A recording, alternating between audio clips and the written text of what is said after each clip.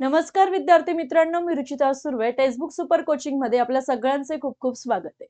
नुकतीच एक टीईटीची महत्त्वाची अपडेट आपल्याकडे आलेली आहे। महत्त्वाची म्हणण्यापेक्षा अति महत्त्वाची अपडेट आहे, सो लक्षात घ्या। बघा, शासन निर्णय दिनांक 2023 ऑगस्ट 2013 अन्वये शासनाच्या जस्ट अ सेकंड शासनाच्या वतीने महाराष्ट्र राज्य परीक्षा परिषद पुणे या कार्यालयामार्फत महाराष्ट्र शिक्षक पात्रता परीक्षा टीईटी 2025 परीक्षेचे आयोजन 23/11/2025 रोजी करण्यात आले होते। म्हणजे 23 नोव्हेंबरला जी टीईटी परीक्षा झाली होती त्याबद्दलचं काहीतरी अपडेट आपल्या समोर आहे, जे खूप महत्त्वाचं आहे। ठीक आहे, तर बघा, महाराष्ट्र शिक्षक पात्रता परीक्षा महा टीईटी 2025 पेपर क्रमांक 1 व पेपर क्रमांक 2 ची अंतिम उत्तर सूची महाराष्ट्र राज्य परिषदेच्या mahatt.in येस mahatt.in या संकेतस्थळावर 12/1/2026 रोजी प्रसिद्ध करण्यात आली होती। ठीक आहे, तर लक्षात घ्यायचंय की जी अंतिम उत्तर सूची आहे ती आपल्याला 12 तारखेला जानेवारी महिन्यात म्हणजे ह्याच महिन्यात मिळाली होती।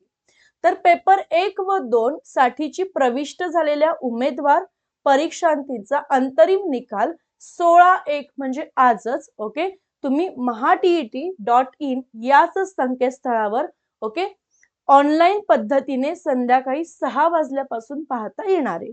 म्हणजे टीईटीचा रिझल्ट जो आहे तो तुम्ही mahatt.in या वेबसाईट वरती 6 वाजल्यापासून बघू शकताय। आता झालेले आहेत 6:45, सो तुम्ही रिझल्ट बघू शकत आहात। येस, अंतरिम निकालाच्या अनुषंगाने गुढ पडताळणी करायची असल्यास अथवा काही त्रुटी आक्षेप असल्यास तुम्ही ह्याच संकेतस्थळावर 16/1/2026 ते दिनांक 21/1/2026 रोजी सायंकाळी 6 वाजेपर्यंत उमेदवार परीक्षार्थींनी लॉग इन मधून ऑनलाइन पद्धतीने आक्षेप नोंदवता येणार आहे। लक्षात घ्या, म्हणजे जर तुम्हाला काही आक्षेप घ्यायचा असेल तर तुम्हाला डेट जी दिलेली आहे 21 तारखेपर्यंत, पण मला असं वाटतंय जर काही डाऊट असतील तर 20 तारखेच्या आतच म्हणजे 16 आजपासून तर 20 तारखेपर्यंत जे काही तुमचे डाऊट असतील ते तुम्ही या संकेतस्थळावर mahatt.in यावरती तुम्ही टाकू शकताय। ठीक आहे, येस, अन्य मार्गाने आलेल्या अर्जाचा विचार केला जाणार नाही याची संबंधित सर्व उमेदवार व परीक्षार्थींनी नोंद घ्यायची आहे। मित्रांनो, रिझल्ट तुम्ही बघू शकत आहात, पण जर तुम्हाला काही डाऊट्स असतील, काही आक्षेप घ्यायचा असेल तर तारीख व्यवस्थित लक्षात घ्यायची 21 जानेवारी।